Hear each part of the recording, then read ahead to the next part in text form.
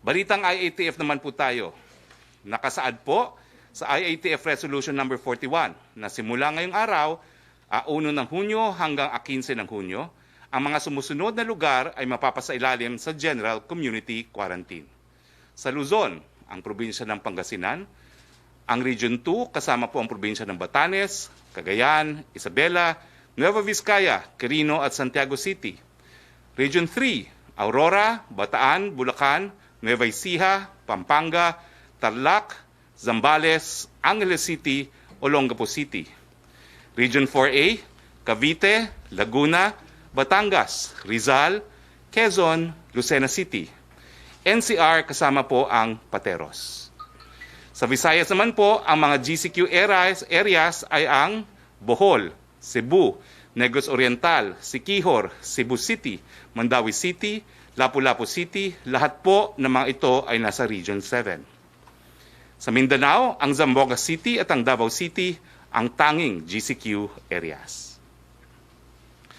Ang mga lugar at mga probinsyang hindi ko po nabanggit ay sasailalim sa Modified General Community Quarantine mula 1 ng Hunyo hanggang 15 ng Hunyo. Bale, wala na pong lugar sa Pilipinas ang nasa ilalim ng ECQ at MECQ. Ngunit kung marami po sa atin ang hindi susunod sa health protocols, hindi mag-obserba ng social distancing or physical distancing, maghugas ng kamay at lalabas ng lalabas dahil wala lang ay baka bumalik po tayo sa ECQ and MECQ. Ano po ang pwede sa GCQ at sa MGCQ? Tignan po natin ang sumusunod na infographics. Una po, nakasulat sa IATF Resolution number 41 na ang RITF ng NCR at Cebu City ay inaatasan na ma-monitor ang health system performance, capacity, at strict compliance to surveillance, isolation, and treatment protocols. Sa GCQ po, ang hindi pa rin po pwedeng lumabas ay yung mga vulnerables, ang ating mga elderlies, yung merong mga immunodeficiency, comorbidities, or other health risks, and pregnant women, at ang mga kabataan. Sa modified ECQ po, 100% po pwede, pero siyempre po, ingat pa rin. Ang mga gobyerno po sa GCQ, full operational capacity, pero sang-ayon po sa resolution ng Civil Service Commission, dapat po may alternative work arrangements kasama po ang work from home. Sa MGCQ, full operational capacity including physical work, pero iniinganyo pa rin po ang alternative work arrangements for those who are over 59 years. Sa pampublikong transportasyon po, meron po tayong phase 1. Mula Hunyo 1 hanggang 21, meron po tayong mga train and bus augmentation, taxis and TNVS, shuttle services, mga bisikleta, mga tricycle na kinakailangan po ng LGU clearance, pero wala pa pong provincial bus na papayagan pumasok sa Metro Manila. Sa phase 2 po, mula June 22 hanggang 30, meron na pong mga public utility buses, mga modern PUVs at mga UV Express. Now, sa IATF Resolution number 41, ang RITFs po, yung mga regional IATF, ang magmamonitor ng health system performance, capacity, strict compliance sa surveillance, yung isolation, and treatment protocols. Sa Cebu po, bagamat GCQ na, kinakailangan po mag-submit ang mga namumuno sa Cebu City ng kanilang detalyadong plano para po sa zoning sa kanilang syudad at yung mga priority barangays. Now, lilinawin po natin ang rules pagdating po sa inter-province travel. Unang-una po, hindi nyo na po kinakailangan ng travel authority kung kayo nasa Metro Manila at iikot sa iba't ibang siyudad ng Metro Manila. Pero siyempre po, hanggang hindi kinakailangan, homeliner muna tayo. Now, hindi rin po kinakailangan ng travel authority kapag merong medical and family emergencies, kung ang travel nga po ay sa loob lamang ng isang probinsya o sa loob nga ng Metro Manila. Yung mga biyahe po na tatawid ng probinsya o involving 2 provinces, kinakailangan po ng travel authority pa rin.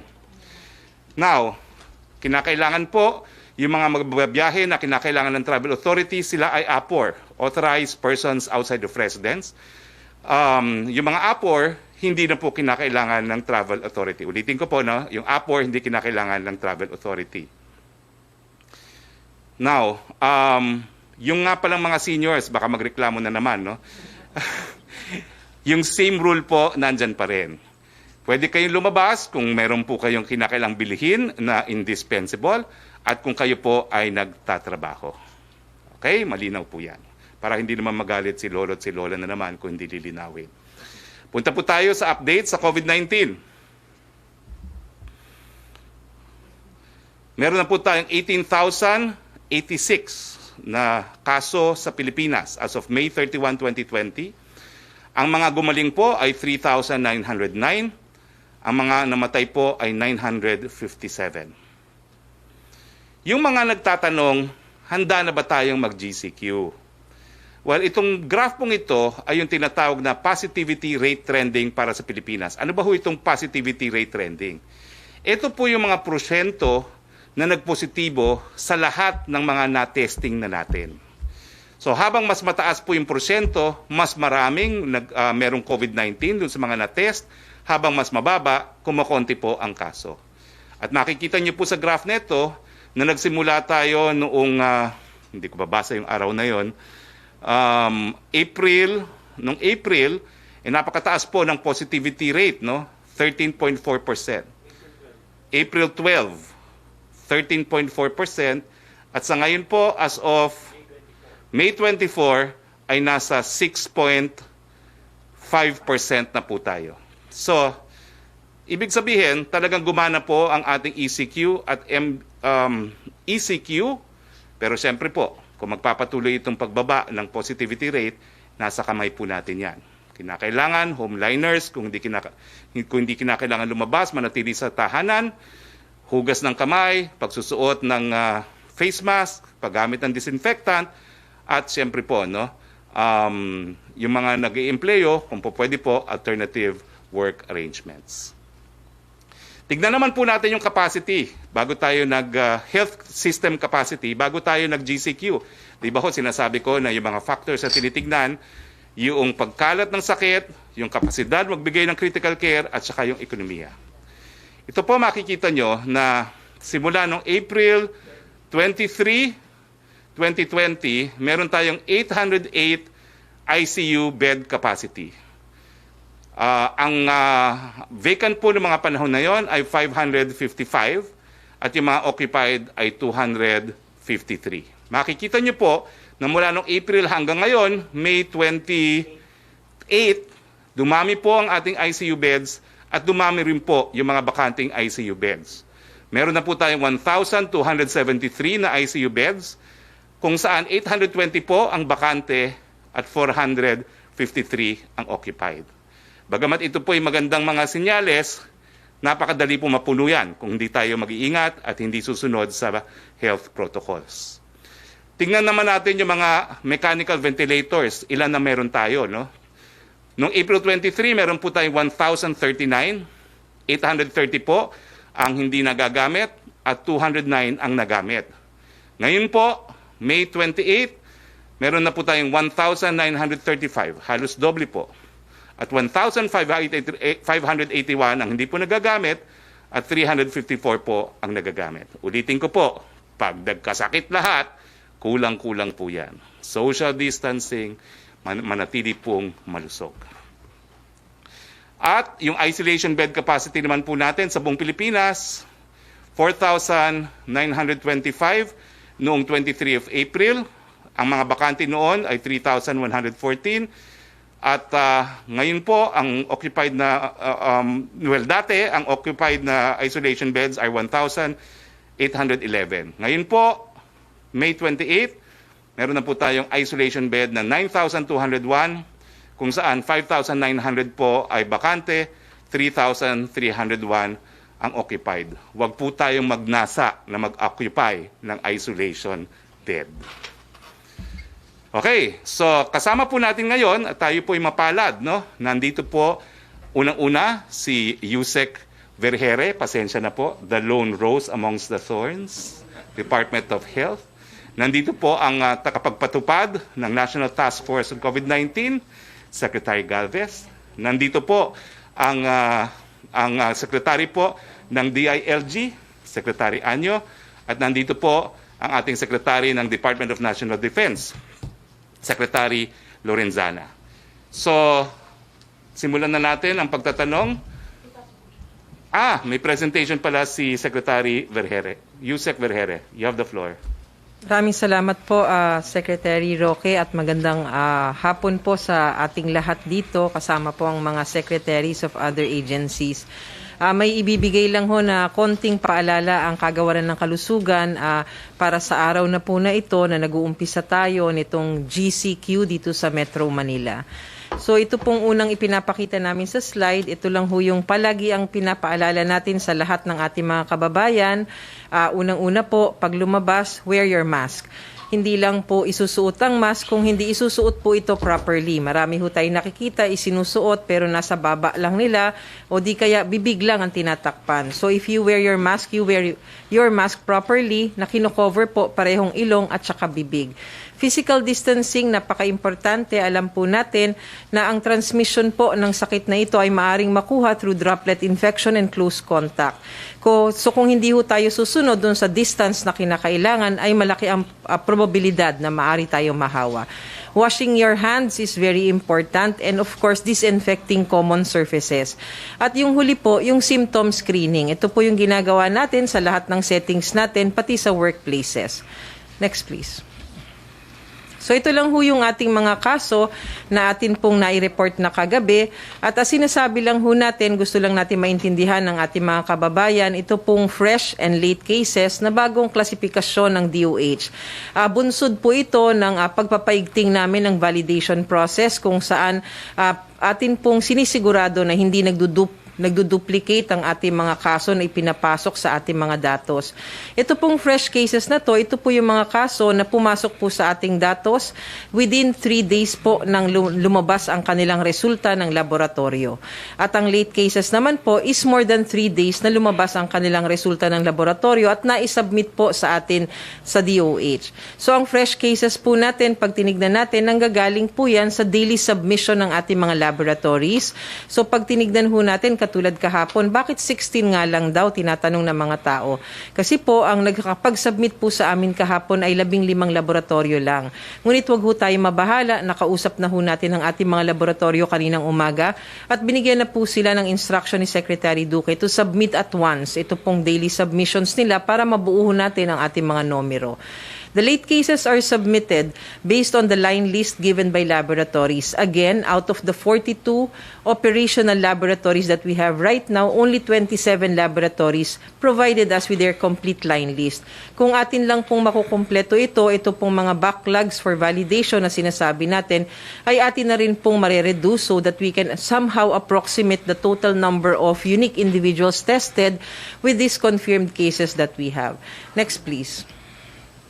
So ang pangatlo po, gusto lang ho namin ipaalala, bagamat nandito ho tayo sa panahon ng pandemya for COVID-19, wag na wag ho nating kakalimutan ang importansya ng iba pa hong serbisyo ng kagawaran o ng pamahalaan.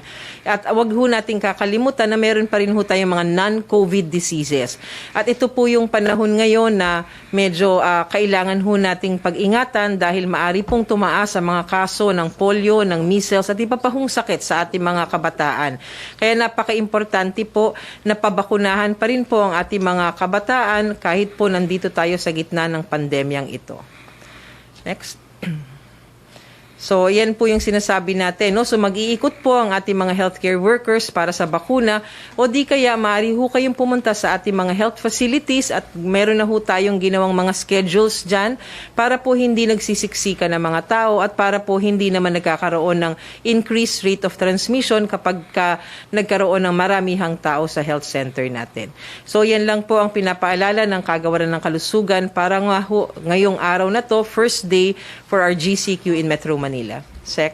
Okay, maraming salamat, Yusek Vergere. Maricel Halili, TV5 on Skype. Please identify kung para kanino ang tanong. Magandang hapon po, Secretary Roque. Before I proceed po dun sa issue ng GCQ, may we ask you kung ano po yung naging purpose ni President Duterte sa pagbisita sa Davao over the weekend? And considering na na-relax na yung community quarantine, does it mean that the President will go back to his usual schedule na every week nang uuwi ng Davao? When do we expect him to come back to Manila and attend the IATF meeting? Well, unang-una po, 67 days pong nakulong sa Maynila si Presidente. Umuwi lang siya ng 3 araw nung isang linggo. So, syempre po, hindi sapat yung 3 araw niya. No? Pero ngayong siya po ay nasa Mindanao, hindi lang naman po siya nag-reunion. Tinitignan din po niya kung anong nangyari dyan sa Mindanao. At in fact, magkakaroon siya ng mga official functions sa Davao. Kasama na po ang pag-uulat sa bayan at ang pagmi-meeting niya sa ilang mga miyembro ng IATF. Magaganap po yan sa Davao. So sir, sa Davao na po si Presidente makikipag-meeting via internet na lang po, Zoom. Pupunta po ang ilang mga miyembro ng IATF sa Davao para dun sa address at pagpupulong. When will this happen, sir? If I'm not mistaken, it will happen on the 4th. On the 4th, Thursday. Okay, thank you, sir. Sir, baka pwede po kay Secretary Anyo. Yes, please.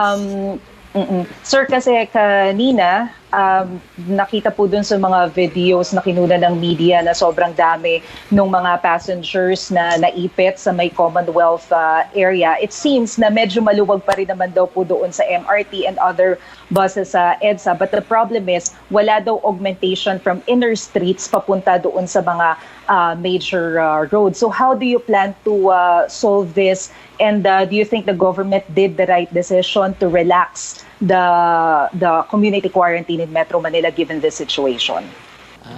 Maraming salamat sa tanong mo. Unang-una, ang ating DOTR Secretary, Secretary Artugade, ang siya pong namamahala dyan sa ating transportation. At ito po iniulat naman niya sa IATF. At nakita namin po na on the side of caution, importante talaga na i-observe natin yung mga protocol. Mahirap po kung bibiglayin natin. Kaya nga po ang una natin inilabas ay MRT, LRT at saka yung mga P2P buses para po maiwasan ng surge at ang pagkumpul-kumpul ng mga tao. At mula po dyan ay may mga adjustment na gagawin hanggang sa, I think if I'm not mistaken po, sa June 21 ay mayroong mga ilalabas din ng mga pampublikong sasakyan. So, pacing by pacing po din tayo. Konting pasensya lang. Mahirap naman kasi kung bibiglayin tapos babalik na naman tayo sa ECQ na naman, mas lalo pong hindi tayo makakausad. So, konting pakiusap at pag-uunawa sa ating publiko at malalampasan din naman natin ito. Maganda nga po nakarating na tayo sa GCQ. Sana ay huwag na tayong babalik sa ECQ or modified ECQ. Lahat pong yan ay ginagawa ng ating DOTR ang mga adjustment para naman po makatugon tayo sa pangangailangan ng publiko sa mga sasakyan. May dadagdag si Secretary Lorenzana. Magandang hapon po sa inyong lahat. Tungkol doon sa kulang na sasakyan, kaninang umaga, nag-dispatch yung Armed Forces ng 48 buses sa MMDA at sila yung nagdi-dispatch din kung saan kailangan. Sa 48 na trucks at saka buses, 6 ang na-dispatch sa Commonwealth. Ito ay libreng sakay na naglalagari dyan kung saan sila galing para madala sila sa EDSA. Yun po ang current situation ngayon. Sir, panghuli na lamang po maybe for Yusek Vergere and Secretary Roque about the accuracy po on the number of cases. Kasi although the DOH has already explained yung change doon sa system of reporting, some of the lawmakers still criticize the way of reporting, like Senator Ping Lacson is saying na it simply means na before the government is not being honest with the number. So ano po yung assurance ng accuracy ng number ngayon? Gaano pa po ba karami yung backlog? Hanggang kailan po natin makahabol to say na yung numbers na pine-present natin really reflects the current situation? Well, bago po sumagot si Yusek Vergere, may dadagdag po si Secretary Galvez doon sa tanong sa sasakyan. Kahapon po, nag-ikot po kami sa Metro Manila and then kasama ko po ang pamunuan ng NCRPO at saka po ng Joint Task Force NCR at nakapag-prepare po tayo ng mga sasakyan nag-usap na rin po kami ng DOTR at ang nakita po namin talaga yung medyo may problema lang talaga dun sa Commonwealth. Pero naayos na po ngayon dahil kasi ang ginawa po natin, yung ating reserve na bases dun sa PITX, galing ng DOTR, ni-reinforce na rin po yun. Nagpulong na rin po kami ni GM Jojo Garcia at kung ano po ang mga magandang gagawin. So ngayon po, nakakonect na po ang op center po natin ng MMDA at saka po ng ating NCRPO at saka yung ating NIC. So sa ngayon po, minamonitor po natin ngayon at sa ngayon nag-normalize naman po. Okay, maraming salamat, Sec. Now, yung katanungan po, yung reporting ng figures, sabi po ni Sec Ping Lacson, dishonesty daw. Yusek Vergere. Yes, sir. Magandang hapon po. Simulat sa pool po, ang kagawaran ng kalusugan ay naging transparent. From the very start with our data, nakikita nyo po lahat po ng aming ginagawa. We have an open system, yung data drop, kung saan maaring tignan ng mga kababayan natin ang aming mga datos. Ito pong ginagawa natin ngayon, we have automated our system. That's why bumilis po yung validation system natin.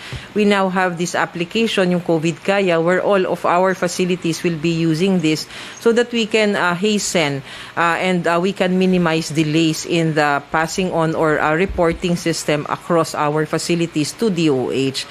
Now, ito pong sinasabi natin na mga backlogs na sinasabi, meron ho tayo ngayon, sa ngayon, we have around 6,800 pa na kailangan pong i-validate natin na atin pong pagtatrabahuhan sa mga susunod na araw para po magkaroon na po tayo ng at least approximation between the unique individuals tested and those confirmed positive for COVID-19.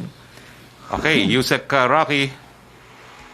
Okay, good afternoon, Secretary Roque. Ang tanong po mula kay Rose Novenario of Hataw, reaction daw po sa resumption starting Monday of the mandatory OFW PhilHealth contribution, which is 3% of their monthly salary and is set to increase year by year, reaching 5% by 2024 as part of the Universal Healthcare Law.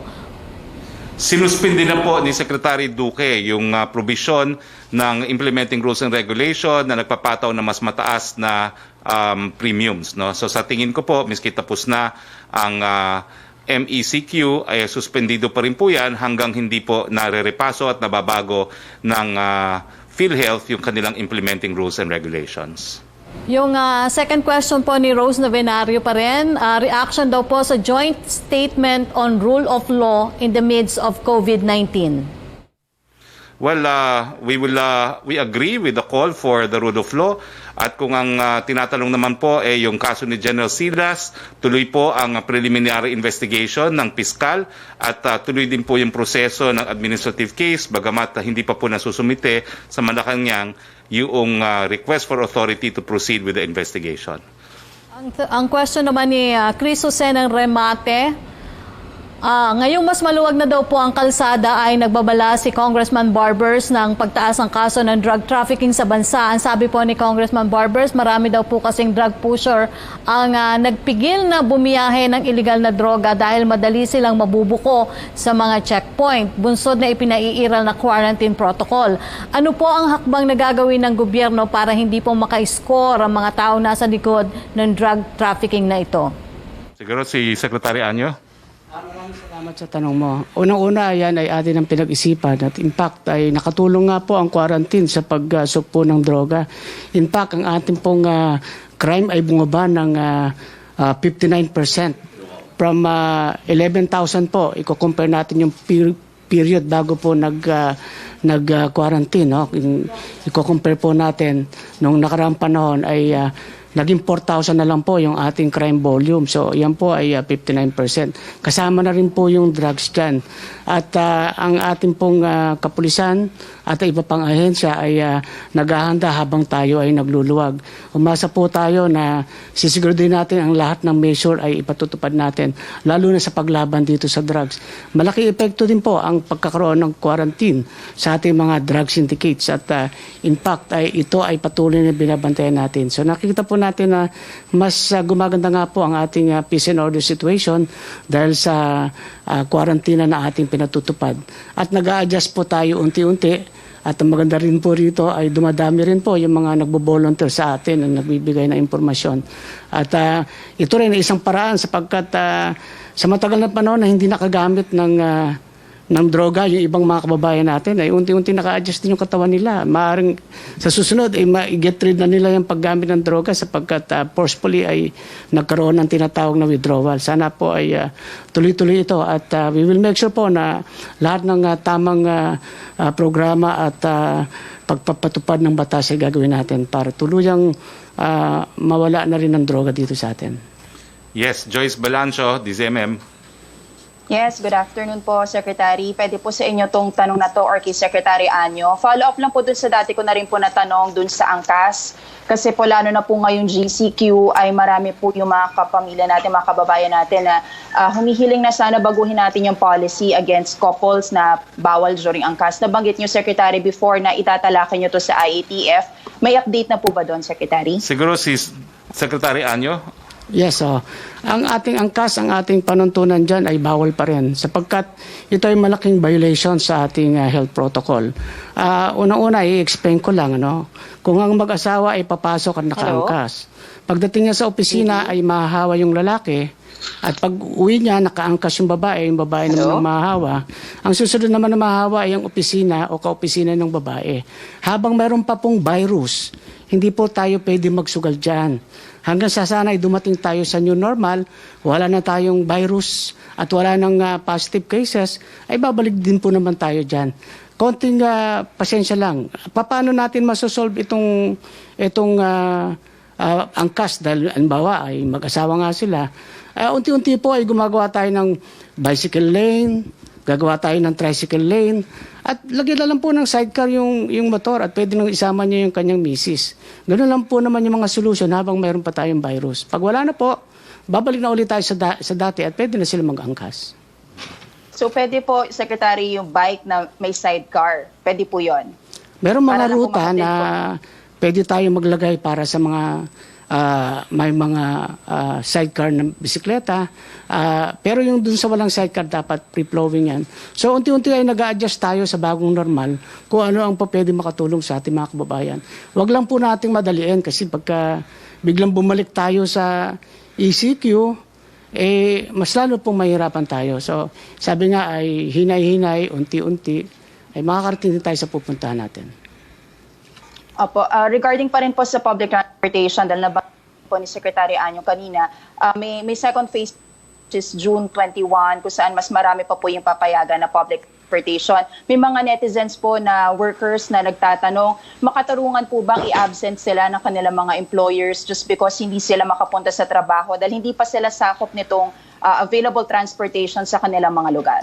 Well, unang-una po ay kailangan natin konsultuhin ang ating sekretary ng DOLE tungkol sa patakaran na yan. Pero kami po ay humihingi ng pangunawa sa mga employer na intindihin po yung ating mga manggagawa. Kaya nga po may mga pinopropose tayong work schedule at saka yung number of attendance ng manggagawa sa isang opisina para po magkaroon ng adjustment at kung pwede pong work from home ang iba o kaya naman po ay magkakaroon sila ng rotation.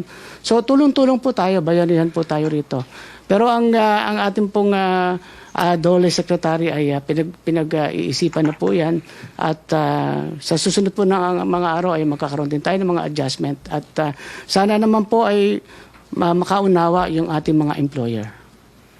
Yes, okay. Secretary Roque po, Yes. recent briefing po nabanggit po ni CEC Commissioner Eileen Lazada na walang hazard pay. Yung mga personal na papasok po ngayon GCQ. Bakit po ganun, Secretary? I mean, lagi naman natin sinasabi MECQ or GCQ na dyan pa rin yung threat ng virus. So, bakit tinanggalan ng hazard pay still facing with the same given na nag-transition tayo? Well, ganun din po ang kasagutan ko, no? Yung banta po, bagamat naririyan pa, has become manageable dahil na humaba na yung doubling rate ng sakit at saka na-increase na yung capacity natin to provide critical care. So, hindi na po ganung katindi ang banta, bagamat kinakailangan po talaga mag-ingat pa rin. Okay po. So, wala chance po na mapakinggan po yung panawagan ng iba na ibalik po yung for GCQ government employees na pumapasok po. Well, alam niyo po kasi talaga yan, naka-budget lahat yan, no? At ang lahat po ng budget natin ngayon nakalaan sa COVID-19. So, konting pasensya po sa mga government workers. Yusek Roque. A question from Belia Carriazo of Bandera. New anti-terrorism bill has been filed in Congress this early. Many are opposing the measure due to its provisions. Is this palace a back measure and a palace priority? Would it be certified as urgent daw po? That's actually a piece of legislation which was passed or being deliberated by Congress. We always respect this prerogative of Congress to draft policies. So far, it has not been certified urgent, but I think Secretary Anya would like to comment as well, or Sec. Delphine Lorenzana pala will comment on this. Good afternoon. Yeah, itong panukalang batas na to ay na-certify na yata sa ni Secretary nandun sa Malacanang ito, alam ko kung hindi pa lumalabas. Pero it is certified urgent bill para matapos ito bago mag-recess yung Congress ngayong June 5. Ang comment ko lang doon sa mga nag-oppose dito ay wala namang basihan yung kanilang mga opposition dahil binasa ko yung panukalang batas nandito sa akin ngayon. Yun naman karapatan ng mga tao ay may sapat na provisions. Tsaka yung mga law enforcement agencies ay may sapat ding kaparusahan sa mga nag-aabuso. So, dapat to lang pangamba ang ating mga kababayan. Thank you. Secretary Anyo? Yes, ito po namang bill na to ay talagang matagal na po itong pinag-usapan at matagal na pong hinihiling na maipasa ito sapagkat ito po ay talagang threat na nangyayari hindi lamang sa ating bansa, sa buong mundo. At itong mga terorista na to ay nagpaplano din yan kahit tayo ay naka-quarantine at nandito tayo sa problema ng COVID. At kung marirecall natin, may mga ibang insidente na gumamit pa ng sarin gas para ipatupad yung kanilang terorismo. Kailangan makapaghanda tayo. Very timely na po ito para po kung bumalik tayo sa bagong normal, nakahanda na rin po ang ating mga batas sa pagpapatupad at hindi na po tayo magkaroon ng problema sa terorismo. So ito po naman ay para sa kaligtasan ng lahat at pinag-isipang mabuti at sinisigurado po natin na walang abuso mangyayari. Kaya sana po ay suportahan na rin natin itong anti-terrorism bill po natin. Yes. Ni Belia, Secretary, medyo may binanggit na po si Yusek Vergere. Pero yung follow-up question ni Belia dito, ano daw po yung masasabing alarming, yung increase, in case na magkaroon na nga daw po ng increase na naman, paano daw po masasabi na ito ay alarming na at ano daw po magiging option ng return sa ECQ? Since economic consideration yung lifting ng lockdown, masasabi ba natin na we have no choice but to move forward at hindi na daw po maging option ang lockdown? Yusek Vergere? Yes, sir. Yun pong ating sinasabi ng mga indicators na ginagamit para makapagrekomenda po tayo, para magrekomenda ang IATF sa ating presidente ay yun pong case doubling time and the critical care utilization rate. Yan po yung dalawang binabantayan natin ngayon na mga indicators para masabi natin kung kinakailangan natin uli na magkaroon ng stricter measures. So when we say na kailangan pa ba natin mag-lockdown o hindi, ang option po ay lagi na andyan, no? Hindi po yan mawawala dahil nga po gusto nating protektahan ang ating mga citizens. Kung dumating tayo sa punto na ang mga case doubling time natin ay ulit na bumilis ang pagdoble ng kaso at nakikita natin na na-overwhelm po ang system natin, maaari pong magkaroon ng ganyang desisyon ng ating gobyerno. Secretary Garvez and then Secretary Anyo. Sa ngayon, meron tayo pinapatupad sa localized natin na pag sa COVID. Nakita natin meron na tayo tinatawag na yung zoning concept na yung lockdown natin, nilo-localize natin. So para at least ang mga yun, ang gagawin natin, meron tayong tinatawag na rapid response kung saan magkakaroon ng mag-uusbong ng new cases. Nila-lockdown natin ang isang building, nila-lockdown natin yung isang block, nila-lockdown natin ang barangay. At ginagamit din natin yung mga provisions ng ECQ at saka GCQ doon sa mga lugar po na yon. So, tinignan po namin ito para at least ang nakikita natin continuous balancing ng ating health at saka yung economy at nakikita namin na itong localized fight against COVID is mas maganda. Kasi nakikita natin mag-segmented ito at saka ito tinatawag na surgical at saka tinatawag nating mas localized. Sec. Anyo. Kailangan po ang tingnan natin dito ay ang totality po, ang perspective natin, hindi lamang po sa iisang indicator. Kasi kung titingnan po natin, karamihan nga po na dumagdag na cases ay tinatawag nating old cases po, no? Matagal na sobra sa 4 na araw. Pero pag tinignan po natin yung ating data sa mga namatay, ngayon po ay 7 lang ang namatay, no? Ang huling ulat natin, ang nakarang araw ay 8, nakarang araw ay 21, at wala po tayong nakikitang siksikan sa hospital. So ibig po sabihin nito ay yun po yung magandang panuntunan na nakikita natin po na nakocontain po natin itong virus na to. Kahit po na maraming late reporting, ay hindi po ganun ang sitwasyon na akala natin ay nagkakaubusan na ng bed sa hospital at by the hundreds ang namamatay. So yun po ay tingnan natin sa pangkahalatang pananaw na kaya-kaya po natin yung sitwasyon at hindi naman po nangangahulugan na babalik tayo sa MECQ o sa ECQ sapagkat sa indicators po natin ay natutugunan ng ating health sector ang panggagamot sa ating mga pasyente ng COVID. Kaya nga halimbawa po, itong data po natin nung kahapon, 7 po ang namatay na ating mga kababayan. Sa maraming pong naiulat ay akala natin ay sobra-sobra na po. Pero ito naman ay dahil sa bumilis na rin, na-automate na yung ibang mga kagamitan natin. Kaya yung mga dating walang resulta ay lumalabas ngayon. So ang tingnan po natin yung pangkabuong resulta at nakikita po naman natin na gumaganda at na-handle po natin mabuti ang COVID crisis. Trish Terada, CNN. Magandang tanghali po, Sir Senbam. This question is addressed to, any of you may answer po, no? Follow-up lang po kami doon sa domestic flights. We just like to clarify kung kailan po talaga magre-resume yung domestic flights because local carriers are announcing na June 2 pa po sila magre-resume.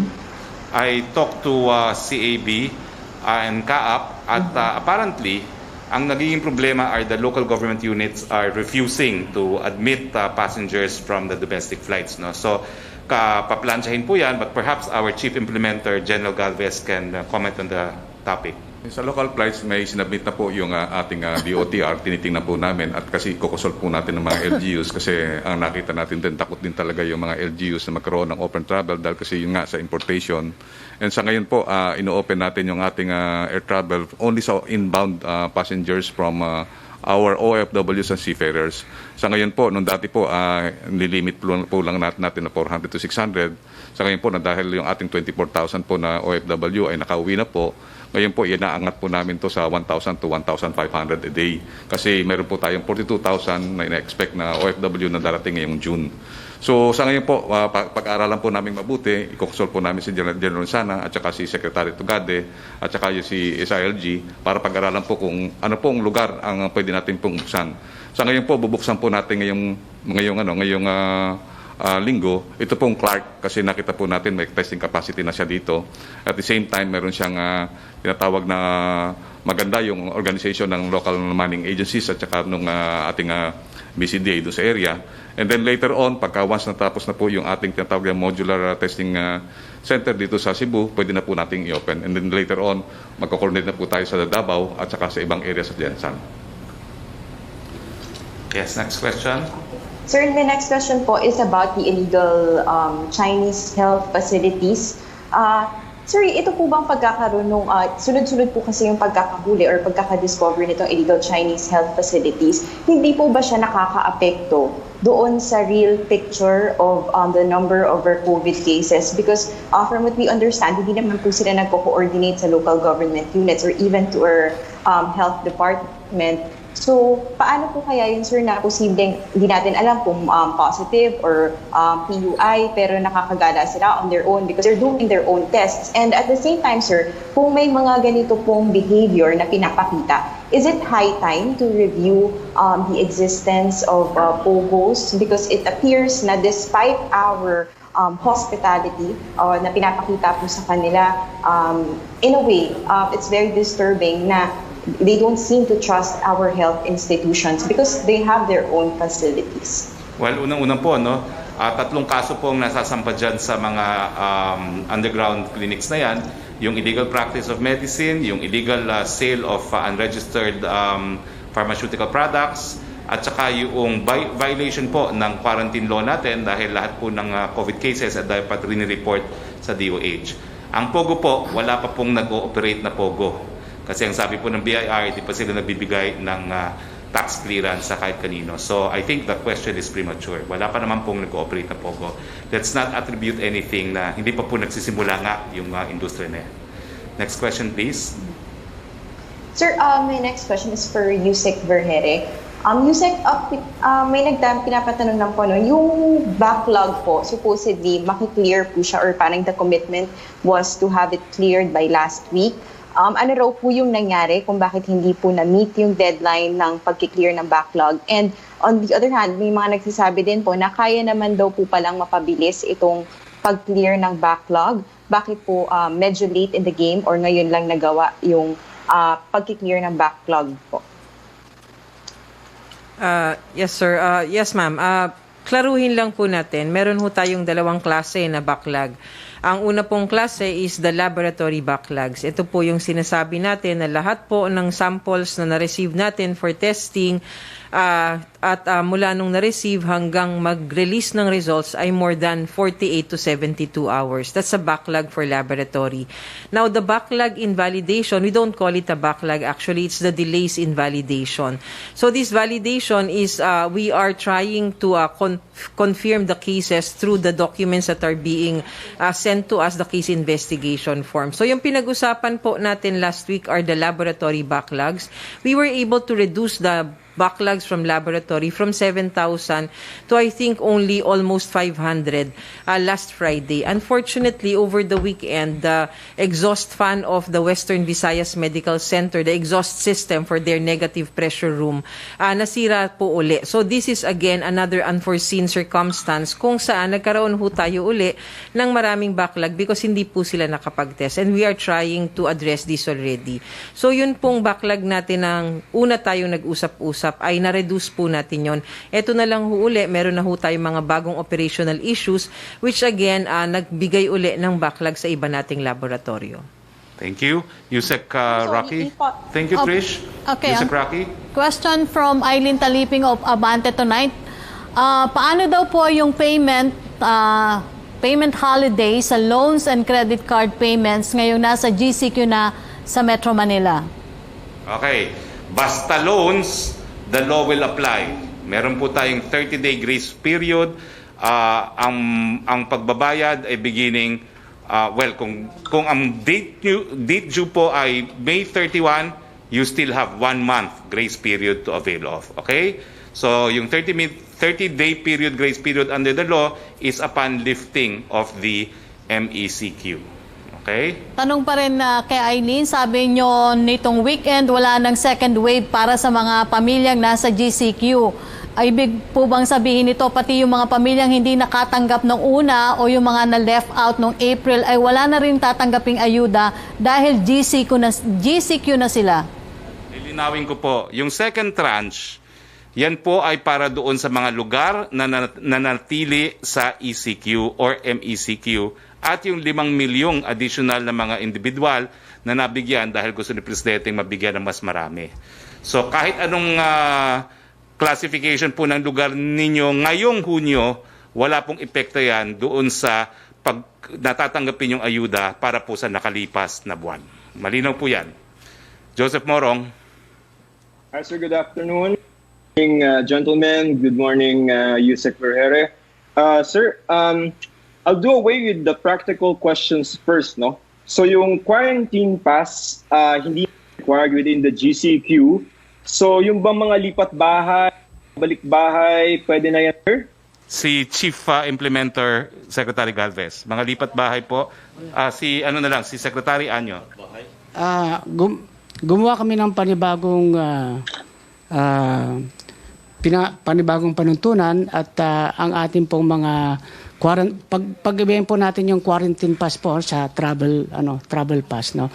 Yung quarantine pass po ay ito yung within the locality na lumalabas ng bahay at dito po ay binigyan natin ng ating leeway ang ating local government unit sapagkat iba-iba naman yung classification lalo na yung under ng GCQ.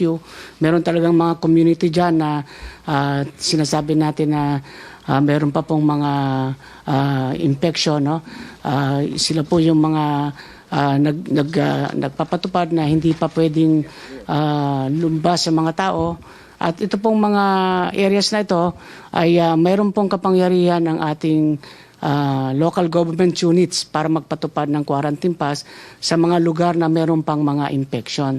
At yun namang mga lugar na tinatawag natin na mga libre na ay pwedeng hindi na magkaroon ng quarantine pass.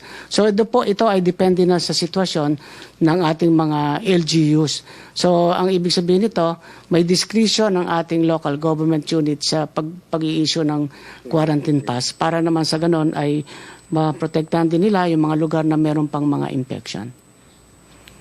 Okay, next question. Yes, sir. Sir, I was not able to preview na lang later. Hindi ko marinig kayo masyado, sir. But thank you for that answer. Sir, maybe Secretary Galvez and Secretary Anyo can answer because the strength of yung lockdown natin, no, yung targeted lockdown, depends on the number of tracers that we have. Number one, can I have an update, sirs, on the number of tracers that we already have and we need to contract? And pasagot na rin, sir, dun sa sentiments ng public na parang now that we opened up to GCQ, parang sinasabi nila matira matibay na lamang to, sir. Sinong gustong unang sumagot? Sa tracer, sa issue po ng tracing, si Chief Implementer? Tracing siya. O tracing o DILG? Dahil DILG nagtitracing. Go. Sa tracing po natin, ang overall natin ay maganda na. No? Umaabot na tayo sa 96% ng ating tinatawag nating contact tracing ability. No? Pero dito po sa Metro Manila ay nasa 76% pa rin tayo. Ano po ibig sabihin nun? Ay, ibig sabihin nun ay sa 100 positive, mayroon pa po tayong hindi natitrace na 24% at ito po ay kailangan natin pag-iba yung mahanap sapagkat ang ating pong batas ay mayroong mga tinatawag na Data Privacy Act na hindi katulad po ng Vietnam. No? Ang Vietnam kasi lahat ng cases nila ina-announce sila sa TV, sa radyo at saka sa newspaper. No? Sa atin po may mga protection tayo kaya ang ating pong mga epidemiology surveillance units, ang ating Philippine National Police ay tuloy-tuloy. So ang ibig pong sabihin nito, dahil po may mga restrictions sa ganyan, ay kailangan pa rin po natin ng tinatawag nating GCQ at MGCQ. So pero sa ngayon po ay malaking improvement yung ating contact tracing at in fact, because of contact tracing ay nag-improve yung ating sitwasyon. Pero ganun pa man, kailangan pa rin talaga natin ang kondisyon ng quarantine para naman po sigurado na hindi makalipat ang virus sa ibang tao. Si Chief Implementer, Secretary Galvez. Hindi naman siguro tama yung matira matibay dahil kasi talagang tinitingnan namin, pati nga kami nila DTI, umiikot kami ng mga nila NCRPO. Nakikita namin talaga yung mga tao naman talaga medyo sumusunod din sa atin. In fact, doon umikot kami sa mga malls. Alam natin yung SM North, doon kami kahapon.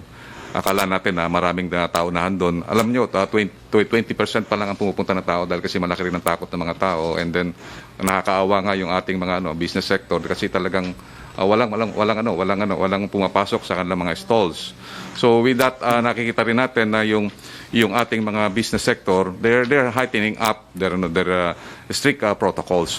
Natutuwa nga kami kasi yung mga LGU natin sa Metro Manila at saka dito yung mga business sector, mas mataas pa ang kanilang awareness talaga na even yung stricter pa sa IATF ang pinapatupad nila.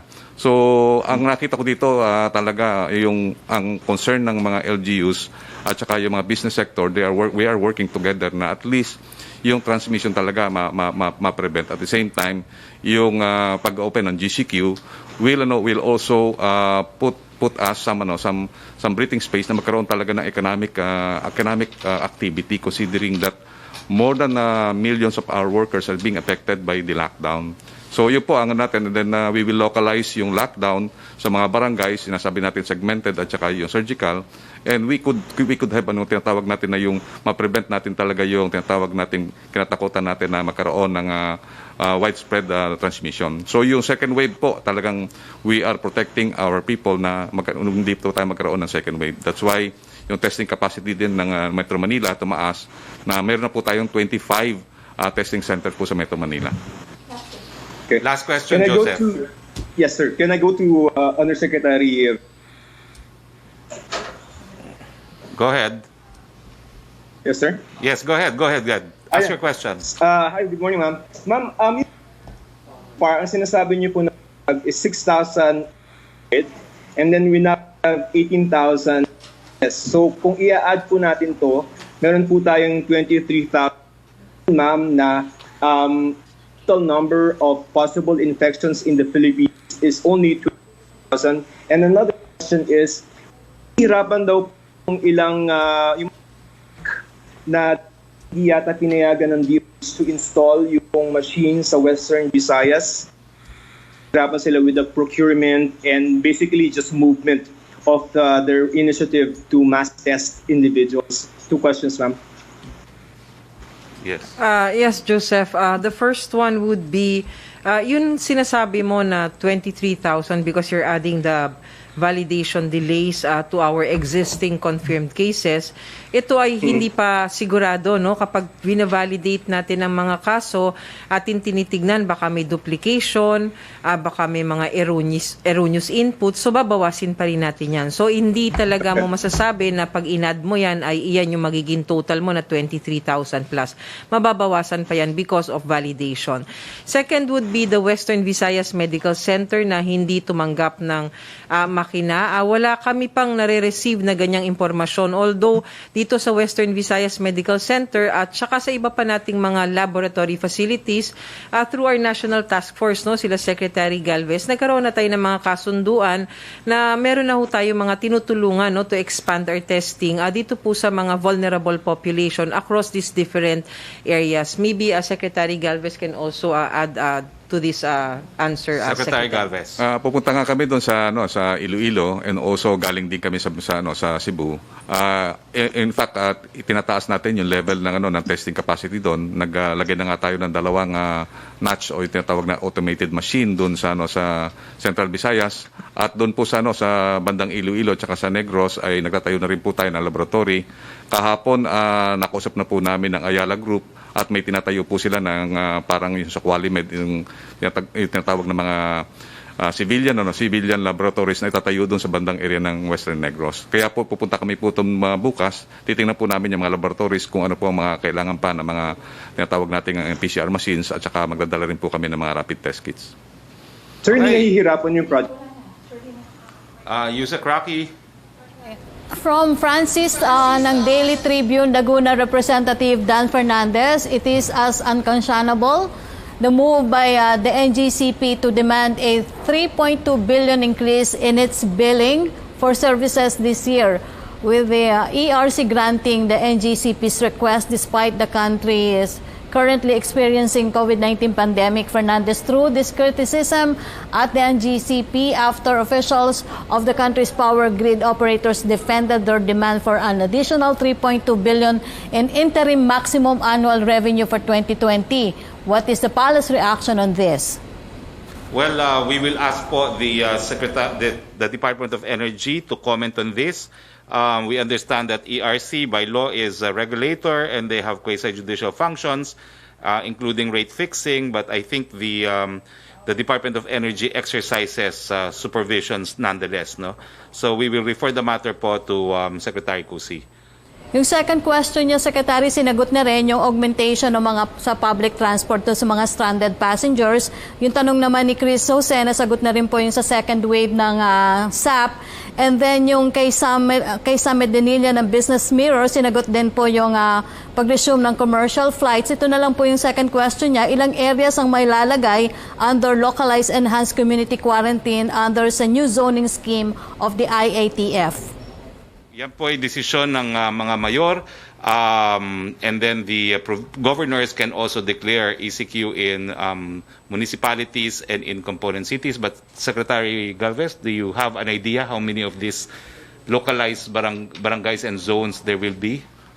Yung natin, depende po kasi yung sa localized natin localized mga zoning at yun po ay ipapasa po namin sa LGU yung proposal na ka-approve lang ng IATF.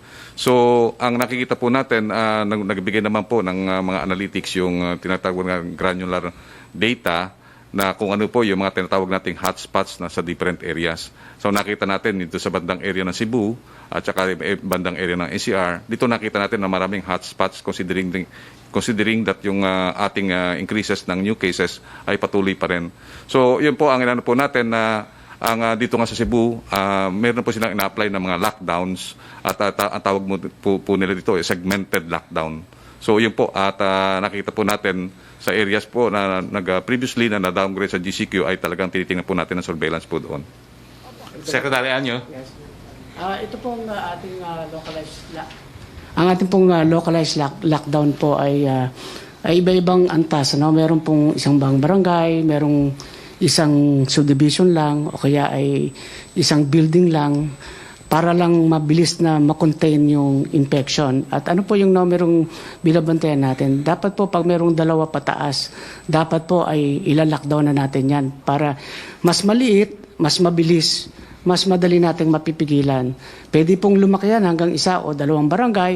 Kaya nga po ang ating mga local government official ay talastasan sa ating mga regional IATF sapagkat sila po ang magtutulungan kung ano po ang sakop o area na dapat pong i-lockdown. Ito po ay para masigurado natin na hindi na magkakaroon pa ng contamination sa ibang lugar at madali nating mapigil ang pagkalat ng ng virus sa isang area. So iba-iba po 'yan. Merong isang barangay, merong isa lang subdivision o kaya isang building lang po. So diyan po papasok na talaga yung discretion ng ating local government unit sa tulong din po ng ating IATF sapagkat meron po tayong binuo na mga tinatawag po nating special teams na siya pong mag-aayuda sa ating local government units. Sa ganyan pong pamamaraan ay makakapagpatuloy ang pamumuhay pero matutugunan natin yung talagang areas na dapat bigyan ng konsentrasyon. Siguro last question? Meron pa bang last question? Wala na. Secretary, meron pang tanong si Jeneline Cabiling, will the government increase the budget to meet COVID testing target of 1 to 2% of the country's population? When will the government achieve this testing goal? Naka-budget na po yan. At lilinawin ko lang na yung mga areas na mataas ang kaso gaya ng Metro Manila, we seek to target up to 10% of the budget. When do we seek to achieve this goal, Chief Implementer? Sa ngayon po, talaga tumataas po yung capacity ng ating mga testing laboratories. Ang ano po natin, baka before the end of June ay magkakaroon na po tayo ng mataas na capacity. Sa ngayon po, ang NCR po ay nagkakaroon po ng regular testing na po ngayon by LGUs. Binigyan na po namin sila ng quota. And then ginagamit na po natin ang mega swabbing areas natin dito sa Metro Manila. So ang nakita po namin, nag-meeting kanina yung private sector at saka yung sila Secretary Vince Dizon.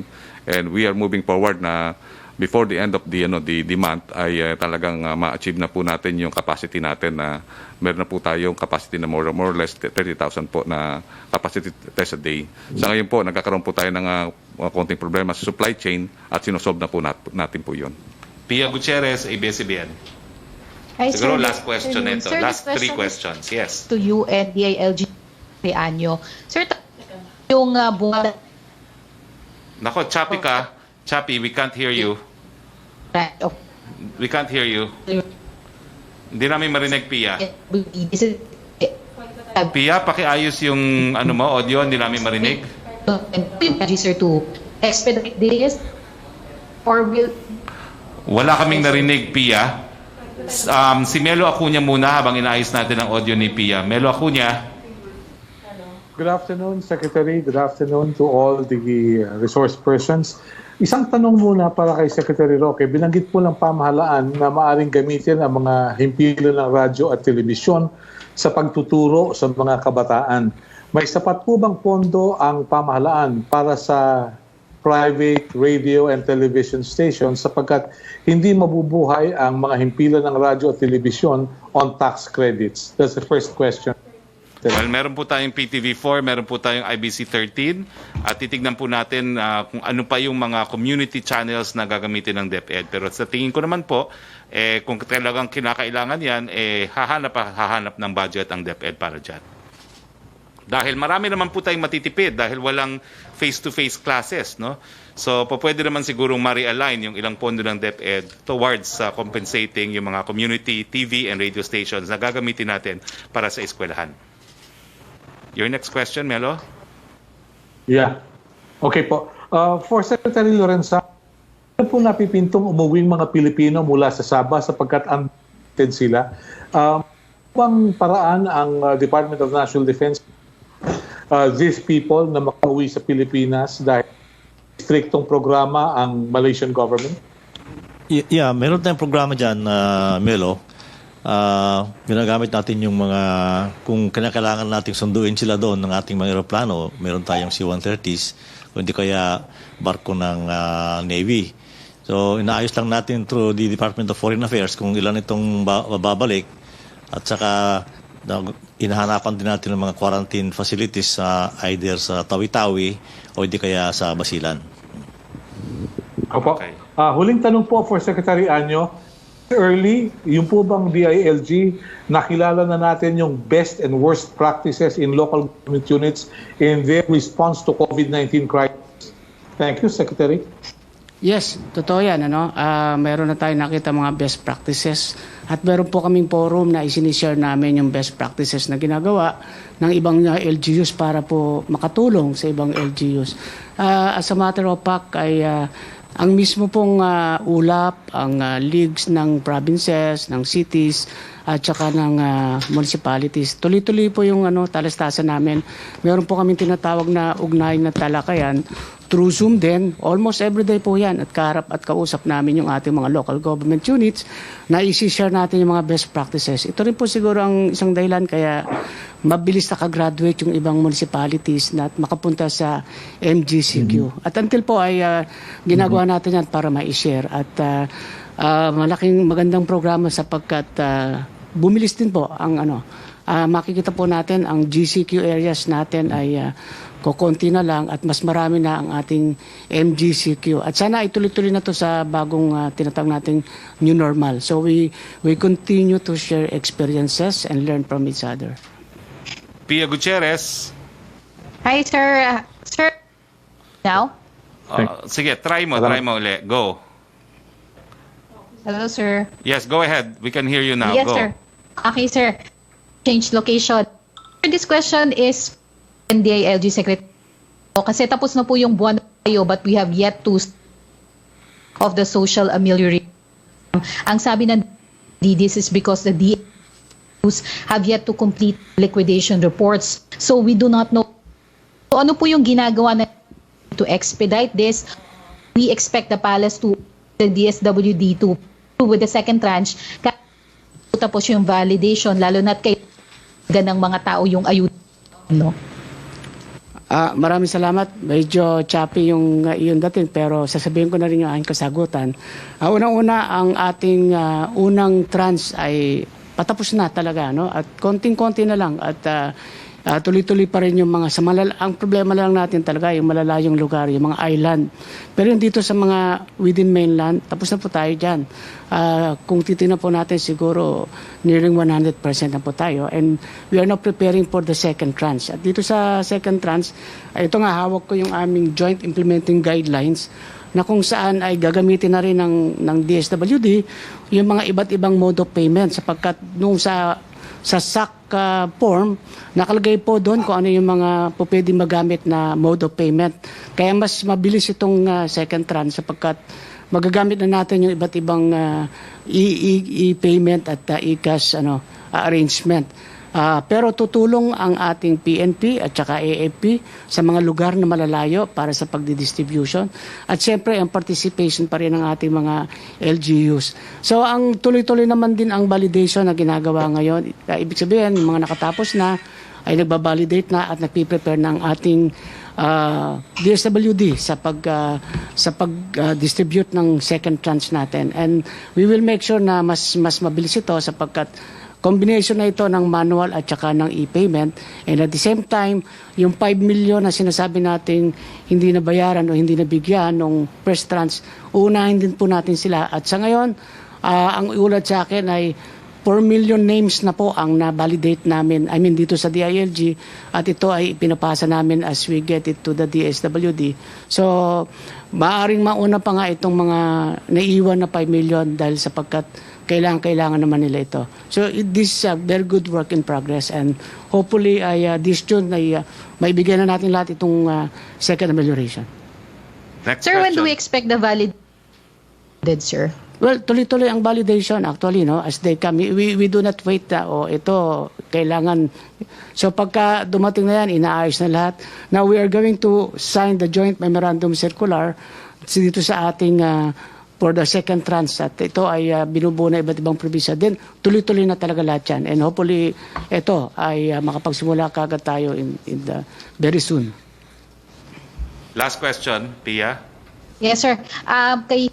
Hingin ko lang din po yung sa recent statement Special Rapporteur Calamar. She said that COVID-19 emergency measures in a country like the Philippines could lead to increased state of violence of the police, particularly and the marginalized. Said verbatim, of course, in a country like the Philippines, law enforcement is already acting national law beyond standard for the use of force. So you can only imagine additional powers under a state of emergency. Well, my comment is, again, I've been consistent. I know Professor Agnes, she's not a specialist on extralegal killing. She's a specialist on freedom of expression. It would have been better if the UN appointed an actual expert on extralegal killings, no, of the same caliber as Philip Alston. No? I wish Agnes good luck. I wish she could get tenure in her university so that she can actually be recognized as an expert. Now, I'd like to restate the rule in international law. The use of force is not prohibited by the state, provided it is necessary and it is proportional. And I think the kind of responses, the use of force that we have seen, satisfy this criteria. If not, then the appropriate cases are filed, whether be it criminal or administrative, which is the duty of the state in case of an alleged violation of the right to life. Secretary Anyo. Yes, kung makikita natin ang sitwasyon sa Pilipinas, compare natin sa ibang bansa, lalo na sa Amerika, malayong malayo yung ating sitwasyon. Mula na nagsimula ang ating crisis, ay more or less mga 100,000 violators ang natala natin. At ang kinasuhan doon ay almost about 50%. Ay iba naman doon ay pinagsabihan lang at pinauwi naman. At itong mga talagang kinasuhan natin ay ranging of different cases. At ito naman ay talagang na kinakailangan. At makikita natin ang pagsunod ng ating mga kababayan sa batas ay maganda. No, ikumpara natin to sa ibang bansa ay malaki ang diferensya at hindi tayo magkakaroon ng sinasabing anumang looting o anumang ibang mga breakdown sapagkat lubos namang masunurin ng mga Pilipino. So, yan lang naman na ating masasabi. We're really doing good in the terms of peace and order. Kaya nga sinasabi ko, 59% drop tayo sa crime. Sa tingin ko, yan lang isang magandang one of the many positives that we achieve during this crisis. And ang Pilipino naman ay lubhang disiplinado. Talaga namang by nature ay disiplinado ang mga Pilipino. Okay, thank you. Before we end our press briefing, I'd like to acknowledge the presence of Congresswoman Rida Robes of the Lone District of San Jose del Monte, Bulacan. Welcome, Congresswoman. As well as Congresswoman Ria Vergara, Representative 3rd District, Nueva Ecija. Welcome, Congresswoman. Well, I'd like to thank, of course, our resource persons, Yusek Vergere, Secretary Galvez, Secretary Lorenzana, and Secretary Anyo. Unang araw po ngayon ng GCQ at MGCQ sa ating bayan. Sana po, huwag niyong kakalimutan, habang walang bakuna, habang walang gamot, banta pa rin po ang COVID-19. Nasa kamay po natin ang diferensya sa pagitan po ng buhay o kamatayan. Ingat po tayo. Sa ngalan po ng inyong Presidente, Rodrigo Roa Duterte, ito po ang inyong spokes Harry Roque, nagsasabing magandang hapon po sa inyong lahat.